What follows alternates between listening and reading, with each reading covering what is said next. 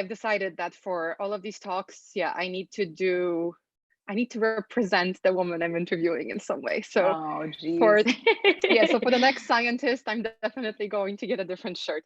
And for those of you who are just watching, today I am wearing, trust me, I'm a doctor, because it's the closest thing I had to a scientist shirt. And our guest today is a scientist. Hi, Shetha. Ooh. Hello. This is our first session of this kind, first video show, whatever we're going to call this web series. So before I jump into our lovely guest introduction, I just wanted to give a bit of a primer of why we are here and why you are watching this. Make a long story short, about a year ago, a little bit over a year ago, actually, I was in Bangalore at this Create Your Future program that we run through Coacharia. And the whole point there is about growing your self-awareness and taking you through a bunch of different tools that you can then, that help you think through, what do you want to do when you grow up? As in, like, what is your life's purpose? It really is about creating your future, because especially, so I'm 39, around the late 30s, age is when that's not midlife crises, but people start thinking about, what's my purpose? Why am I here? And we've created a program at Coacharia to help people go get through that and create a path to making the impact that they want to make in the world. And during this program, what came up for me was that there's some experiences in my past and just, and there's some things that anger me to the core that I need to find an outlet for, and I need to figure out how to help other women, not just in similar situations, but just women in general. Like, I have some resources that I need to deploy in some way. And over this past year, I've been brewing on several ideas, and I haven't done enough about it. And I don't want to say that I'm embarrassed or disappointed or ashamed, because I don't want to associate negative emotions with it. And I'm still going to do them. But the fact that I've been just planning and planning has given me an excuse to not do something. So a couple of weeks ago, I was on a call with a fabulous woman that is involved in our community in Coacharia. And it just dawned on me that, you know what, I need to stop planning and I need to start doing. I'm better when I just do stuff. And what occurred to me then is that I've been trying to focus, what can I give to people? What didn't occur to me was that there are many other women that can give a lot more and a lot different things than I can do alone. So why not get some of these amazing women that I know from past lives and from Coacharia and from nowhere, frankly, because since I've announced this series, I've been connected to so many kick-ass ladies that are making our world a better place. So yes, I decided that I'm going to start this Wonder Woman Wednesday series and interview fabulous women from around the world, from different walks of life, from different jobs and perspectives and ages and what have you, and see what we can learn from each other and see how we can support each other. So this series, if you are part of the Coacharia audience, it won't be like the other things you're used to. We're very much about sharing knowledge at Coacharia, and we do a lot on coaching because that's what the company is at the core. So in this series, you may see some coaches and we may talk about some coachy stuff, but that's not what you should expect. What you should expect is each week to be introduced to another Wonder Woman somewhere from the world and get to know her and learn about what she does for a living and see how she is making this world a better place for all of us. And hopefully after this webinar, whatever this is, this video, if you want, I will always put in LinkedIn details in the video comments, description, whatever, so you can connect with me or you can connect with the woman that's being interviewed just to say hi and thank you and good job. Or in many cases, quite a few ladies that I have slated have their own businesses, or they're entrepreneurs in some way, shape, or form. And, I think if we all support each other a bit better, and not just by, attending webinars like this, or saying good things, but also putting our dollars towards women that are doing cool stuff, I think that we can make a difference globally. So I don't think Shetha is taking donations. She's a scientist. No, But in the thankfully future, if we see, consultants, etc., I do encourage you to support each other. So that's kind of what I have to say. In terms of what to expect from these sessions, I mean, there really are no rules. Though, well, there's one rule. Unconditional positive regard. My favorite concept in coaching. I cannot believe that exists. It's amazing. I love it. It's changed my life personally. And in these sessions, we're all here by choice. And I'm so grateful for everyone's time and for the speaker's time or interviewee's time. So if you like something, please like the video, add a comment, say hi to the speaker, to Shetha on LinkedIn, whatever. If you don't like it, that's perfectly fine. No one's perfect. This is not for everyone. Just don't say mean things. Treat everyone with unconditional positive regard, and I think we'll be good. So, Shetha. I second that. And I also haven't fully accepted the title of Wonder Woman. So, and that's another reason we're here. Yeah. Because, so one concept that I'm sure is going to come up in these conversations, and maybe not today, but in general, two concepts really, the confidence gap and imposter syndrome. Whether we like it or not, I think that all women experience at some point or another. Even the most confident ones of us, the most accomplished, the ones with most accolades. I don't want these sessions to become about that completely, but I think it's very important that we address these things when they do come up. And yeah, even the fact that you're like, I can't accept the title of Wonder Woman. You are, as we're going to find out in a second. I mean, own your wonder. I'm working on it. Okay, good. I'm working on it, yeah. So.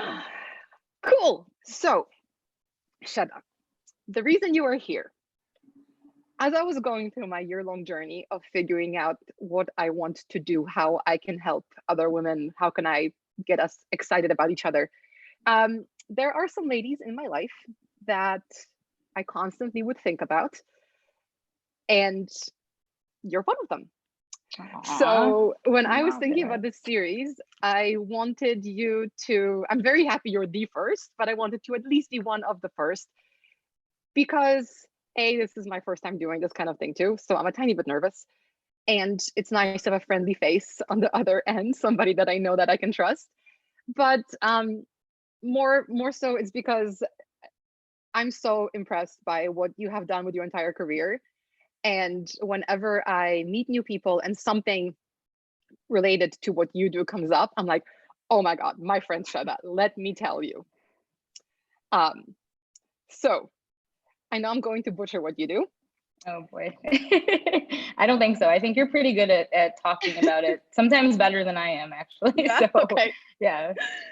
So Shetha is a chief researcher or lead researcher. Let's go with chief. I like chief. At a company called Brightseed, where she was, you weren't a founding member, but you were like the first employee or something, right? Yeah, employee number one. Mm-hmm. Okay. So this company, Brightseed, is in the medical space, and they have several products they're working on. But the thing that Shetha joined to research and now hopefully get into hands of surgeons and doctors around the planet soon is this little doohickey. Looks like a glue gun, kind of, on the handle. But anyway, they've developed a technology where they can, on a medical instrument, like a scalpel, for example, or a robotic thing that you use during surgery, they developed technology that can sense the type of tissue that the surgeon is about to encounter. Why is this important? Well, one of the leading causes of complications in surgeries is just accidents, like nick the wrong vein, nick the wrong thing. So Shetha's company, and her in particular, because she's the chief researcher, they have developed technology that tells the surgeon, hey, this is a vein, please don't cut me, etc. Yeah. Is that correct? And I would say, yeah, that's good. The only correction I would make is, accident is sort of a strong word. So we'll call it unintended bleeding and things like that. Unintended, encountering of certain tissues and vessels. And so, yeah, so what we want to do really is provide surgeons with a lot more information than they currently have in their tools. And so when they're over an area of tissue, it can tell them, hey, there's a blood vessel in there, even if it's embedded in, a lot of fat or a lot of like fibrotic, adhesions and things like that. So that's kind of the most technical I'll get about it. I should get a bell. I'm like, when you use jargon, a bell. What's a well. fibrotic adhesion? It's when let's say you have a surgery already, like a C-section, and all of a sudden, when they go down and have to have another surgery in the pelvic or abdominal area, you have all the scar tissue. It's made out of this like fibrous connective tissue, and so you end up having things pulled where they're not supposed to be. So it's not like surgeons don't know where things are, but it's just that sometimes anatomy doesn't look the way it's supposed to look, and so you end up having it would be helpful to have this extra information that we can provide. So okay, yeah, that's okay. So kind of like, so I had a back surgery and now I have a big old scar on my lower back, and that's causing me all sorts of different pains. You're talking about stuff like that, yeah? Yes, yeah, because all of a sudden that tissue, the annoying thing about it is that it can kind of proliferate more than you'd want it to, and so you end up getting scar tissue further out than you would think, in the area that then just in that one tiny little spot where you have the procedure done. So okay, so so you've been with Brightseed, oh gosh, 5 years? Longer than that. Wow. So it was basically like, instead of a traditional postdoc, as soon as I finished grad school, this was my first job. So it was like a postdoc, it was like a fellowship through something called Chicago Innovation Mentors. And I just started here, and it was in a super part-time capacity at first, because I was also teaching at the college level. And so I knew I didn't want to, it was one of those things where I was trying to figure out what I want to do, kind of like you're saying, like, what do I want to do when I grow up? And I had gone through so many different things that I thought about, and I thought this sounded interesting, and it was really trying to bridge, this cool potential technology with, okay, do surgeons even want it or need it? And so my first kind of task was to talk to surgeons and see, is it something that they would even use? Is it something they find they have a problem, currently that we'd be solving? And then we wanted to do that before we got really far down the road.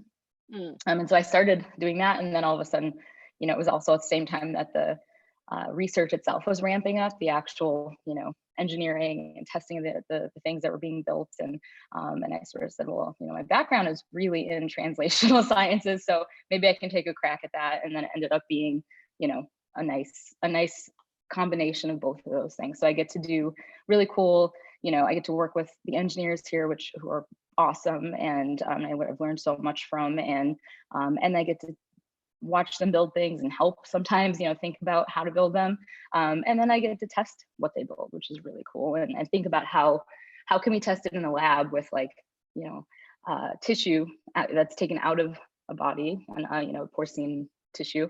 How can we closely match what a surgeon would see in surgery on a benchtop? So that's kind of what I really thought about when I was first starting here.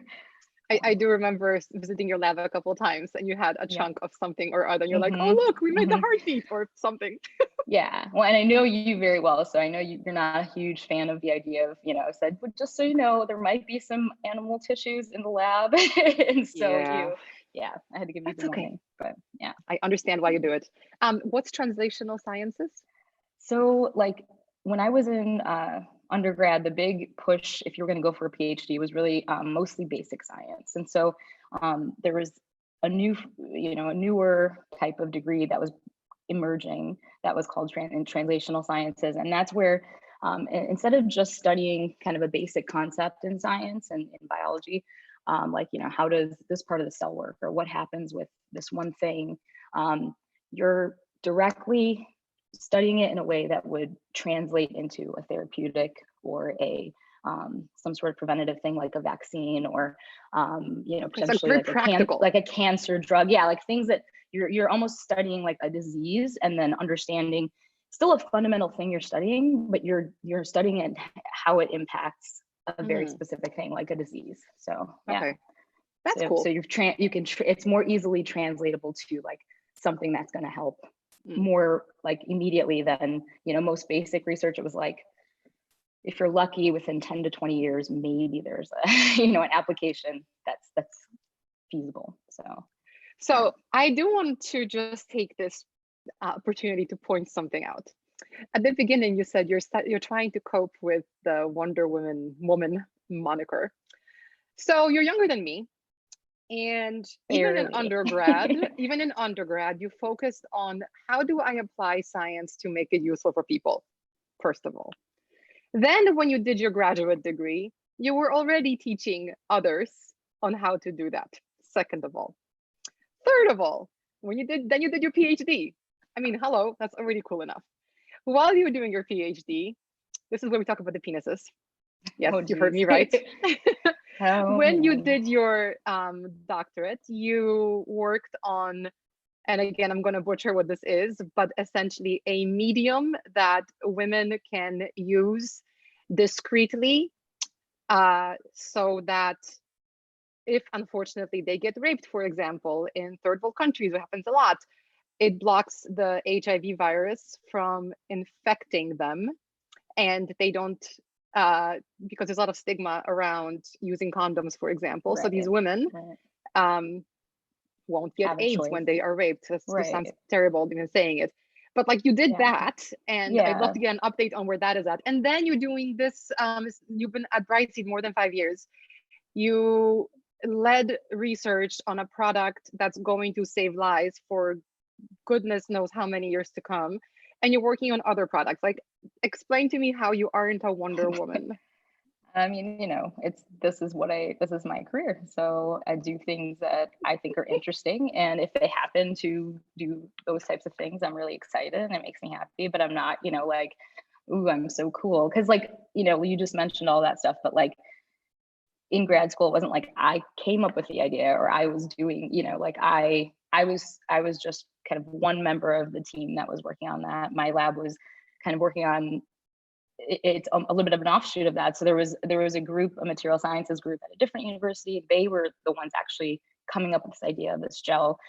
What we did was we took my thesis research, kind of the beginnings of it, which was looking at mucus and how it's already kind of a good natural barrier and what parts of it make it a good natural barrier, and applying that to how can you make something that's like a super mucus almost, right? And they had these concepts, and all I kind of did was help, test them and see kind of how they compared to how virus moved in it and that sort of thing. And so it was like, I would love to say, oh, I did all that, but it's definitely, you're part of a team, and we've talked about this before, but it's not even like I'm like, oh, I did this, I did that. It's definitely very much a team thing, and everybody was involved, and it was, if it weren't for even something as you don't think about, but like keeping certain cells going, or people, everyone at every level involved, it would have been impossible to do it. So I really think it's like, it's pretty cool, a team effort, yeah. I really like that, because that's I feel like that kind of teamwork, a lot of us aspire for that in our jobs, and we rarely get that. Like, we all want to say things like, oh yeah, it's a team effort, we all did this together, but a lot of times it's really, really hard because there is someone who's working harder. Whereas it sounds like in your industry, if not everyone's working hard, then things fall apart. Right. And I do think I think that's one way you can get spoiled if you're in the sciences, is that everyone is pretty, gung-ho and really working as hard as they can when they're working on stuff. And so it's hard to think about leaving this space, because you start to encounter, like what you're saying, which is, some people don't want to do certain things or don't want to, and so to keep it positive, it's so like, it's just an amazing feeling when everyone on your team is doing, their best, and they're trying, and they're, you just can feel it. And it makes you a better, whatever you are. And so I think it's like, it says a lot about, and I think you can find that in other careers. But I do think science is definitely one where you really feel it a lot, and that everyone's there because they have the same kind of goal in mind. And I think because it has that potential to positively impact lives, maybe there's an extra motivator, for everyone. So I think I like that about it for sure. So is it fair to say that just in sciences in general, and I know that it's a broad field, right? So we can't generalize too much, but at least in your experience, it sounds like you've had pretty positive experience being a woman scientist. You know, Sure. you only hear the negatives in the news. You don't, like with Yeah. everything, right? It's easier to talk about negative things and controversial and scary versus the positives. So yeah, love to Yeah, hear kind of about your experience as a woman in this field. definitely. I think a couple of things, you know, you do see what people talk about, which is, you know, when you get to a university, there's not a lot of female faculty members. In biology, it's a little bit slightly better for, you know, in terms of numbers. And you do see a lot more, and they're always you know, the ones that you have to, there's a lot of kind of sacrifice involved in becoming a bigger name academically in science, and having your own lab at a university, and you have to really time things perfectly, and it seems like it's a little more of a balance, you know, a balancing act than if you were to do a different type of career, like an alternative career than academic science. The overall gist of it was that all of my, you know, colleagues, everyone that was in my lab, from other grad students, research technicians to postdocs, were amazing. Everyone was very, you know, I never experienced anything gender related whatsoever, Awesome. negative or positive. It was very, you know, very mutual kind of respect for everyone, and that was going on. And I think even any struggles I did have, I wouldn't necessarily say they were immediately related to, you know, the fact that I was a woman, but I do think that you know, there are certain circumstances that you start to see that it takes a certain personality type to you know, to excel in a certain situation, and it's hard to be I can't it's almost hard to put your finger on exactly what that is, but it does, you know, you have to have a thick skin for sure for certain things. You have to be able to take criticism, you have to be able to take sometimes extreme, you know, potential abusive criticism, but you do start to see you know, that you have to make certain decisions at certain points, and a lot of them unfortunately are related to, like, you know, if you want to start a family, or if you want to, you know, so you really have to, or if you want to, you know, have any sort of work-life balance where you're sort of trying to you know, as much as you want to put a lot of what you have into science, a lot of your time and energy, you also need some, you know, me time, right? And you also need to have that balance. And so so I think that was the biggest struggle. I do think in engineering it's a little bit different, and I've heard stories, mostly secondhand stories, but you do see a lot less, you know, females going into engineering, and I think that's a little bit, you know, it's becoming something, because there's been enough of an encouragement, and people, you know, really pushing for it, and women specifically in the field kind of mentoring. You know, there's a lot of you see a lot of women that maybe wouldn't have considered it before thinking about going into engineering, and it's great, because I do think that you need, you know, that mixture. You can't just have sort of one type of person doing that. Balance in the universe. Yes, exactly. And I think especially as you get more into like interdisciplinary things, like the way that, you know, Brightseed works, or the way that my grad school lab worked, where you have to have, like, you can have people that have more of like a physics background, people that have more of a biology background. That's really when you start to see a lot of progress, and and you're thinking about different aspects of, you know, when you're trying to create something, whether it's a, you know, device, or some sort of drug or vaccine, you really have to think about so many different aspects that you can't just say, I know this one thing really well and that's it, and I'm gonna, you know, you really have to work with other people that have their strengths, and then put that all together.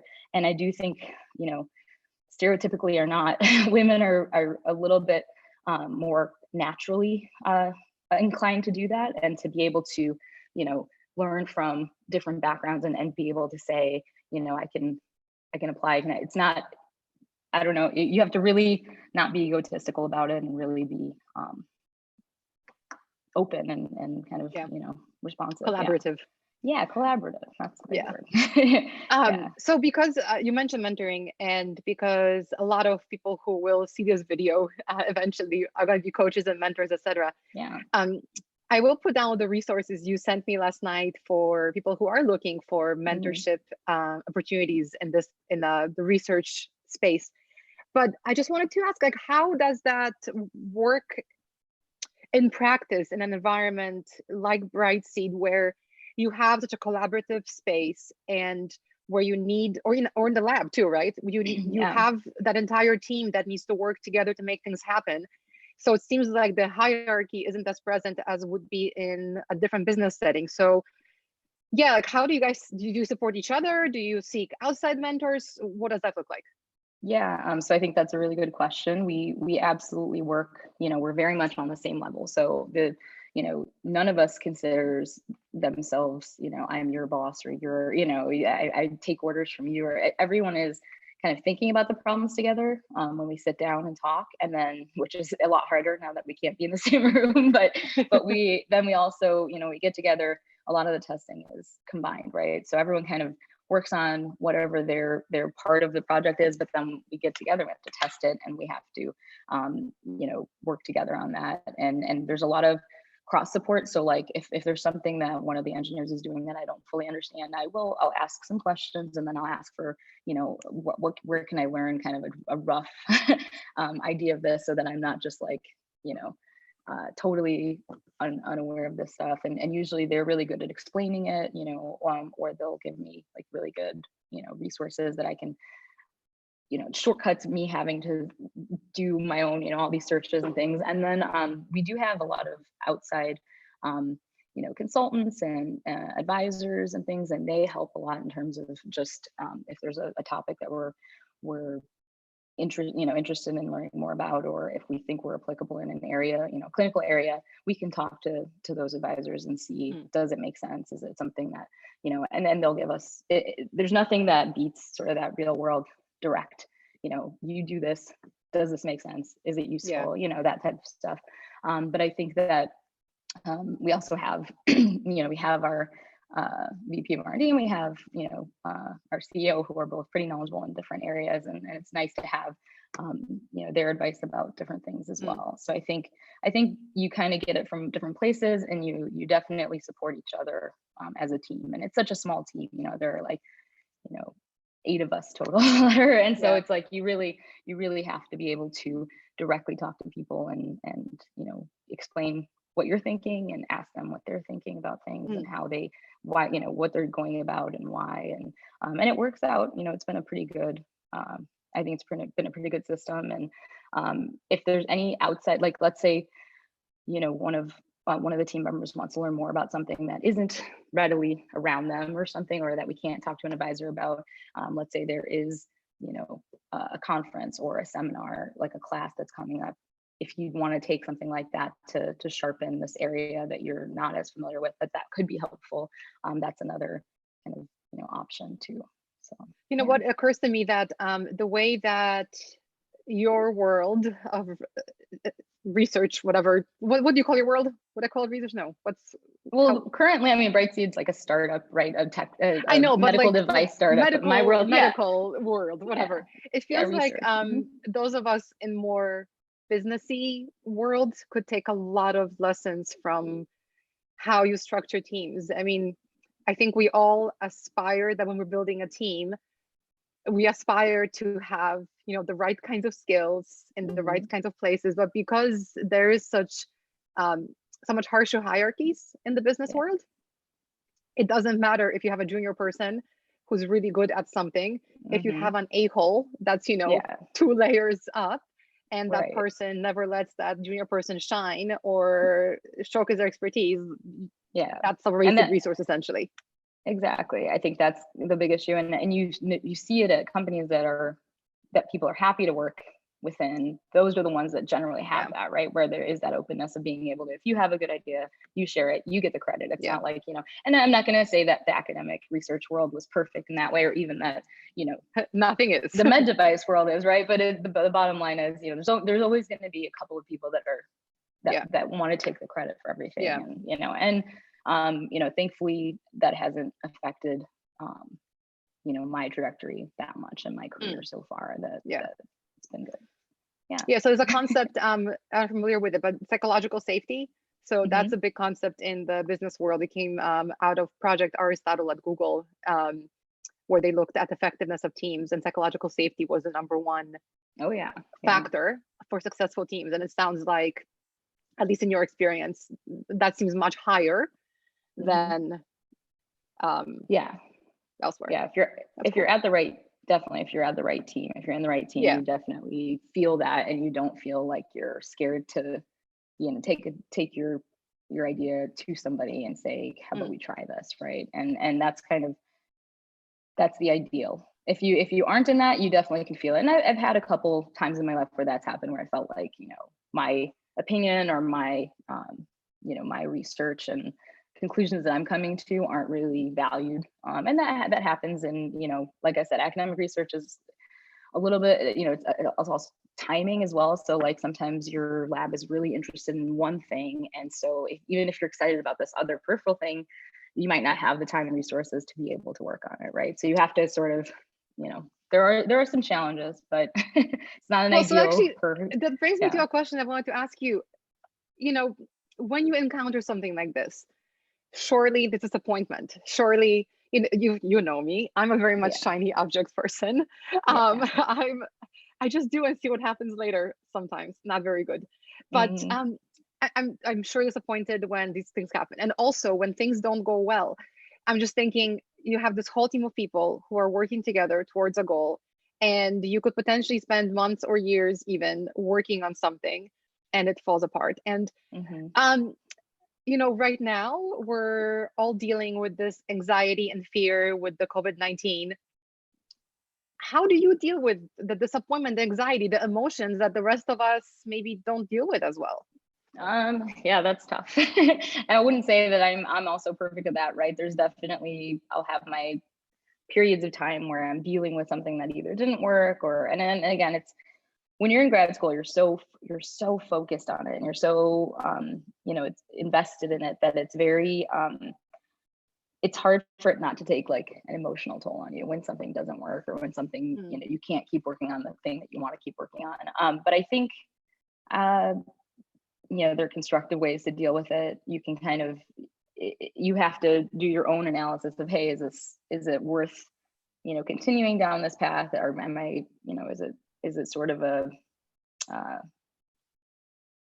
lost cause at this point? You have to really come to that realization, and you can be sad for a couple days or something, or weeks maybe, if it's really that you're allowed emotions. Impactful. Yeah, you're allowed to be sad. You're allowed to be sad, but you can't let that stop you from being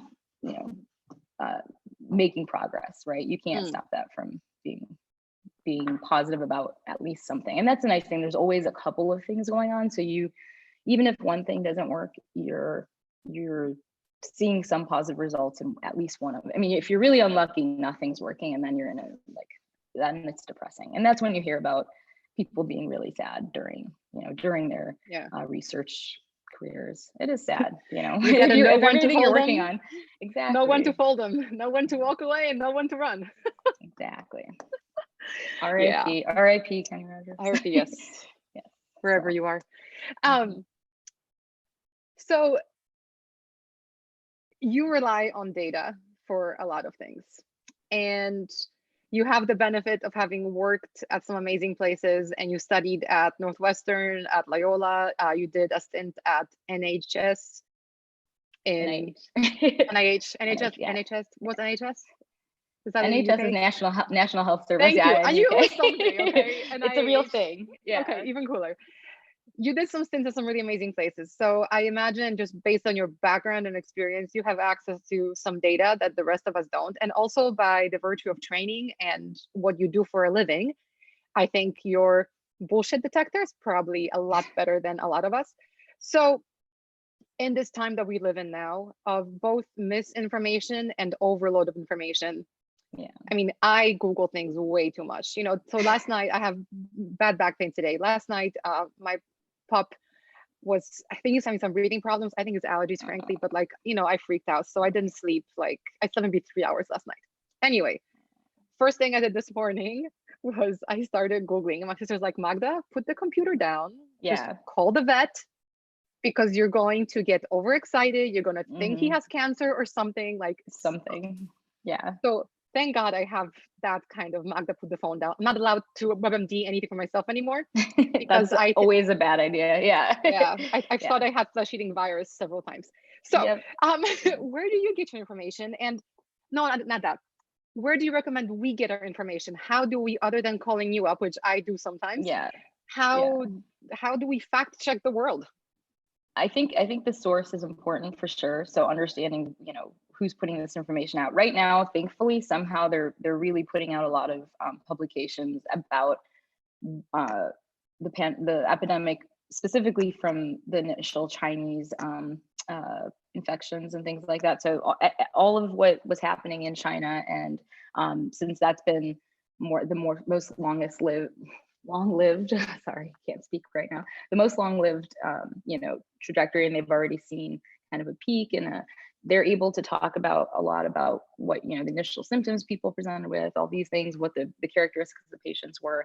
I don't have any special sort of information, unfortunately, but being able to look at real papers that have come out in journals that are trustworthy and things like that.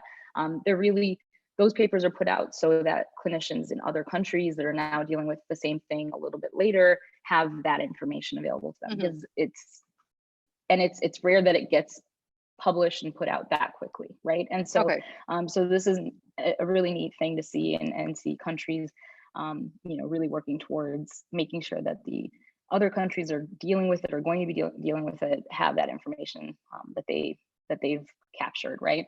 And then when it comes to it's a virus. We learned about these viruses, specifically the coronaviruses, when I was in grad school, and kind of trying really hard not to be cautious, but not to be, like hype everything up and make it very over dramatic. And I think it's a very serious. This is like definitely something that we've never lived through, at least in my life. Yeah, we're all learning.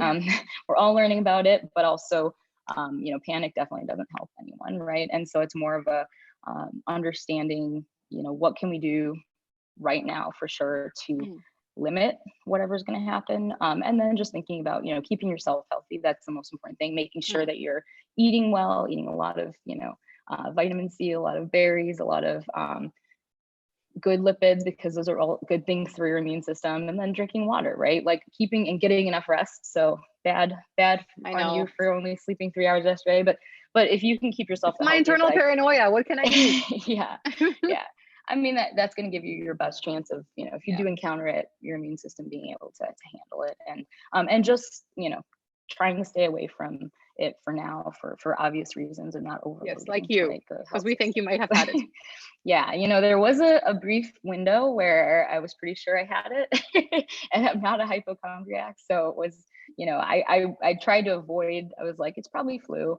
It's probably this, it's probably that. And I got tested for flu and I didn't have that. And this was early on when they weren't testing anyone who wasn't considered high risk, as in gone to the top 5 countries that were had high rates of infection, and then also come in contact directly with someone who has it, who's known to have it.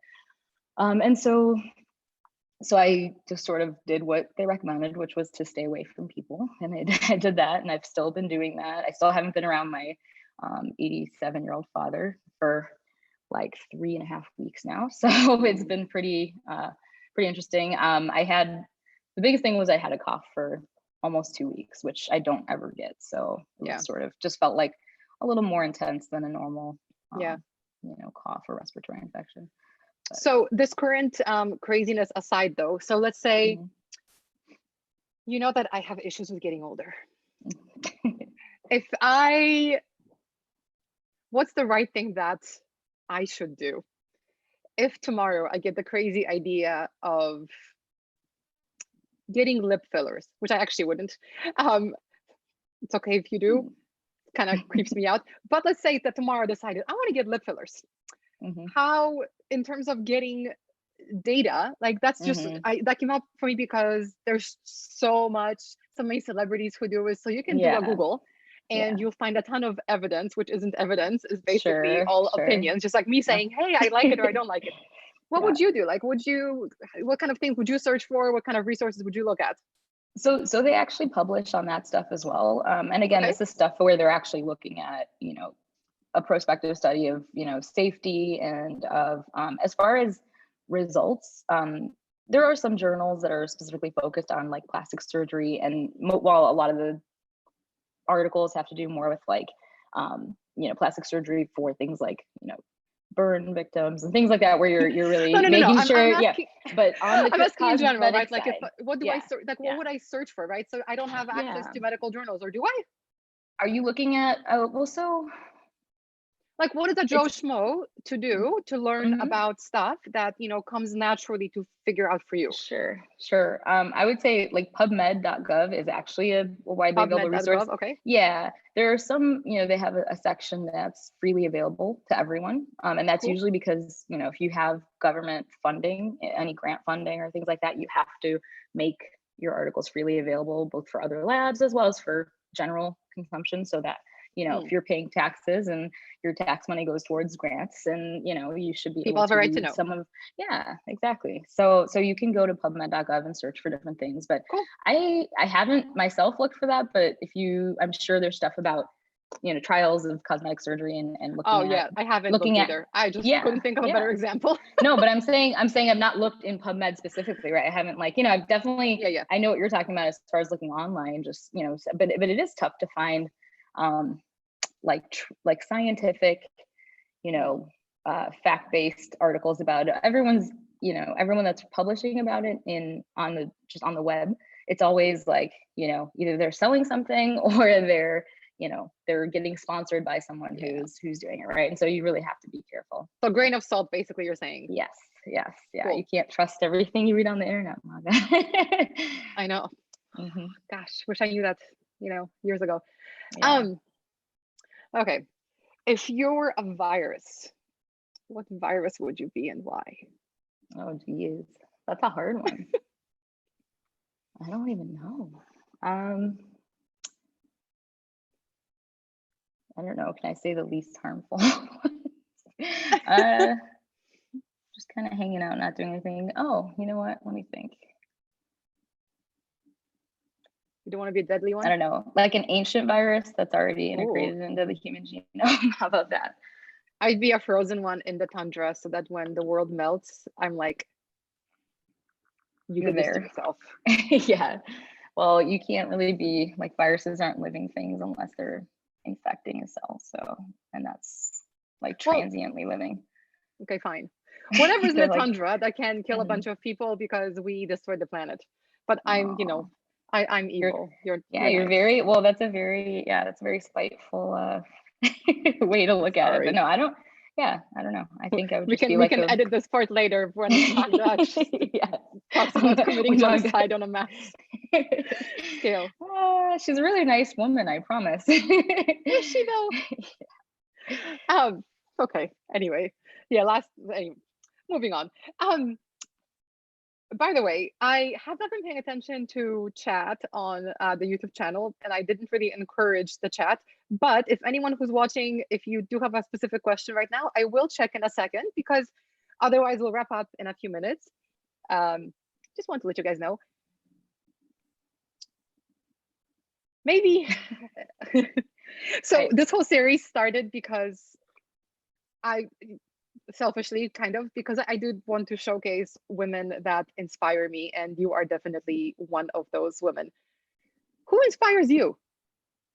Well, I really appreciate that, first of all, and I do think that it's good for us to, acknowledge and lift up the women that do inspire us, and that just in general make our lives better and positive, right? I think there are a lot of women that have inspired me, starting from my mom herself. She was a Wonder Woman for sure, and just dealt with a lot of stuff that I don't know if I could handle in my life, and then I would say, a lot of mentors in this process, just whether it was, great postdoc named Cherie, who I worked with at NIH, who was so supportive and so just, would do anything to help anyone, that was willing, that wanted to work hard to get somewhere, would just put, a lot of stuff on the line to help other people excel. And she's brilliant, and she's very, just super supportive.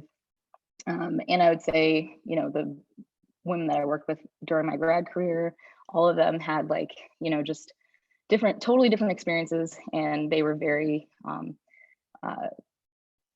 some of the best, people that I've worked with, and I can't even, there were many of them that were very, very awesome. And then I don't know, I think it's hard for me to say, one, but I do think that a lot of my friends are very inspiring in different ways. And I do think that without them, it would be really tough to, to find joy in certain things and to be inspired to keep doing, things that I'm doing. And it's always been great having that kind of positive, I don't know the right word for it, but that just presence, the presence of these hug. Yes, exactly. Exactly.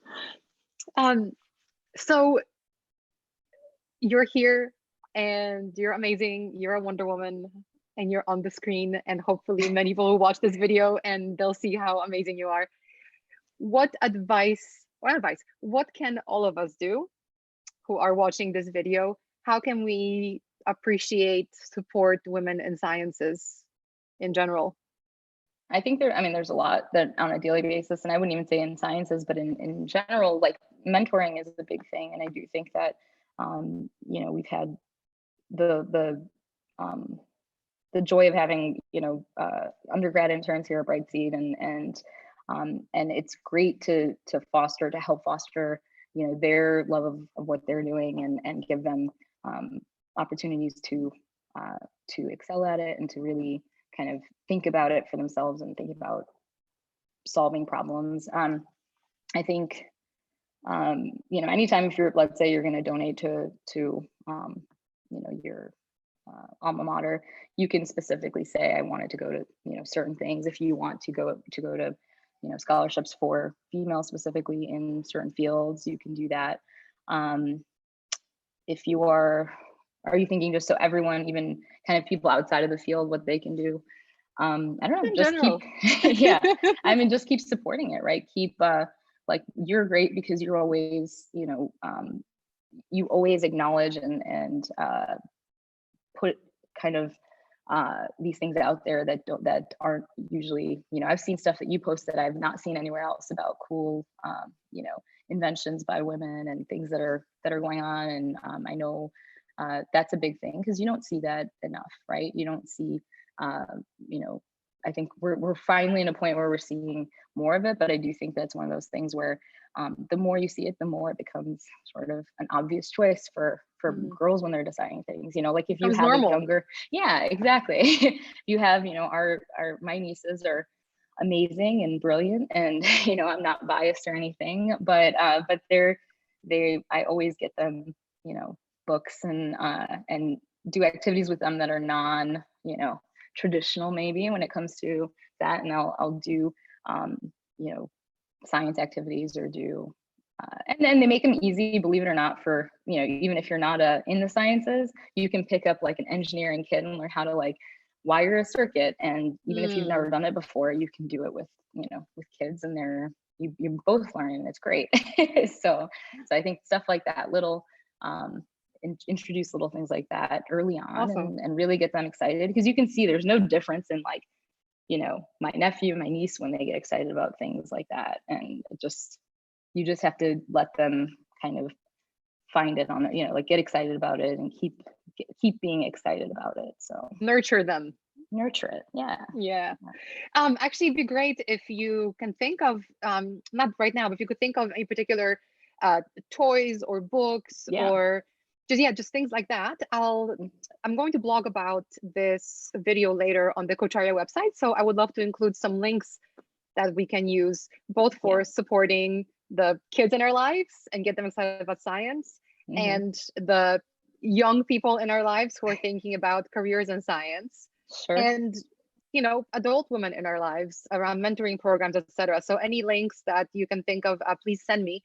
And also to anyone who's watching, doesn't matter seeing this live or later, if there are resources that you have come across, please add them in the comments in the video.